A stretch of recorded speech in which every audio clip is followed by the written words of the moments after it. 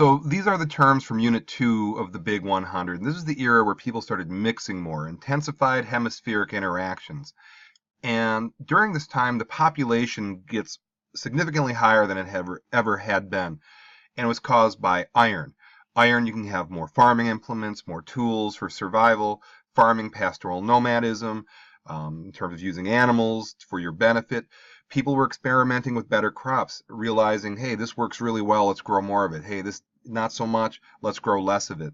And more food, more people. Horses and camels allowed people to get around, to get the things that they needed, and that helped. And number 5, when you live in a dense population, your immune system is going to go up. And if you've been in school in December, you realize that people are sniffling and coughing. It puts your white blood cells into high gear, and you're going to get stronger. And if you have stronger people, they produce stronger offspring. Stronger offspring produce more stronger offspring. Population goes up.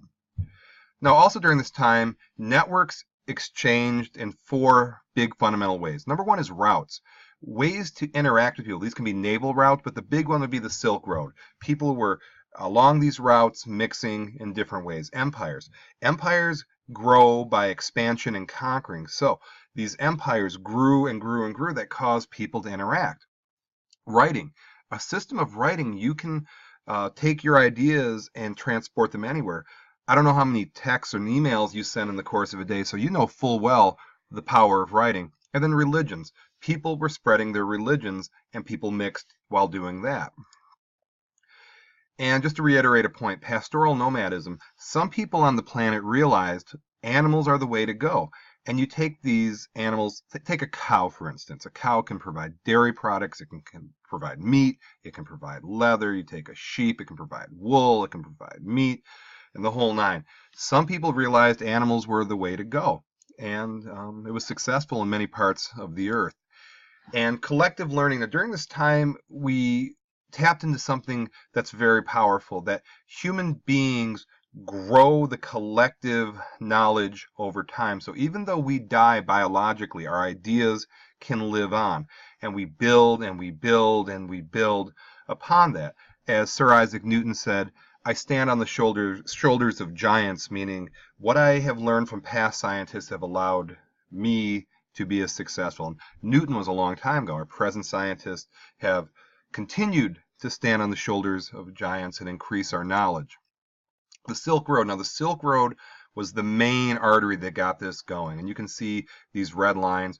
And it went from China to Rome and the Parthians and the Kushan in the middle. And this network really facilitated people mixing in all sorts of different ways. Main artery that got everything going, the catalyst that got everything going. Now, what the Silk Road was to Asia and Europe, the Trans-Saharan trade route was to West Africa and North Africa. And people were selling, they were trading, religions were spreading, same sort of thing. So these are the 2 main trade routes of Afro-Eurasia, the Trans-Saharan in Africa and the Silk Road in Europe and Asia. And with the Greeks that we learned about, this gave rise to Western civilization that we are still part of. Now, Western civilization, you can say, began with the Greeks in terms of thinking. And if you look at our civilization today, if you look at America today, Hippocrates, Hippocratic Oath if you're in medicine, Herodotus, the first historian, the philosophers, Socrates, Plato, Aristotle, established the way of thinking, Archimedes, Pythagoras in mathematics, Euclidean geometry. I can go on and on and on. But Western civilization begins at this point. Now, compare that to Eastern civilization. Western civilization can trace itself to the Greeks. Eastern civilization traces itself to China. Different religious background. The Western world tends to be monotheistic, one God. The Eastern world tends to be polytheistic, different philosophies, different ways of doing things. And the Eastern world is significantly older than the Western world. So those are some of the distinctions between the two. Now, Dar al-Islam emerged. So when Islam emerged, Islam was the fastest growing religion in human history at that point. And it literally means the home of Islam. And what this means is that the early Islamic people had a belief that they had to spread it, and it still applies today. So wherever they are, they try to grow it and grow it and grow it. So you can see the eventual conflicts that are going to arise when you have Islamic people going into formerly Christian worlds, and this gave rise to the Crusades and all those sorts of things. Now in China, the dynastic cycle was the glue that kept it all together. And again, China has been around for 5,000 years, and it was predicated on this notion that a new ruler is divined by some sort of providence to run the show, and life is good, and then things get bad. Famine and contention and problems, and then things disintegrate, and that ruler loses that mandate of heaven, and then eventually there's a fight, new ruler, and it keeps on going and going and going.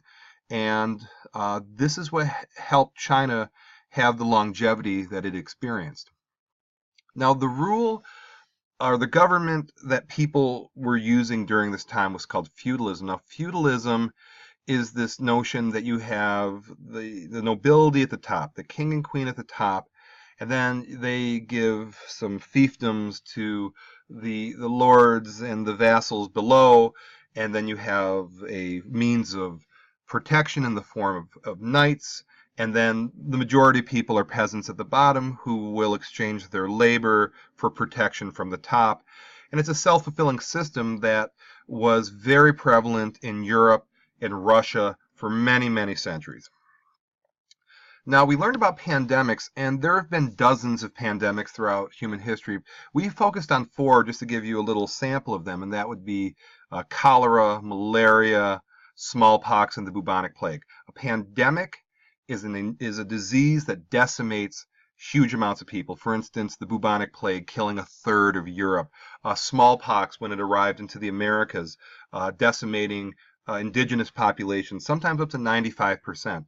So disease is a game changer in human history, and we call these major killing or major deaths caused by disease pandemics. Medieval times. Now, medieval times is known as the time from about the 5th century, the fall of Rome, to Columbus in 1492. So you can say Rome's fall to Columbus is roughly medieval time.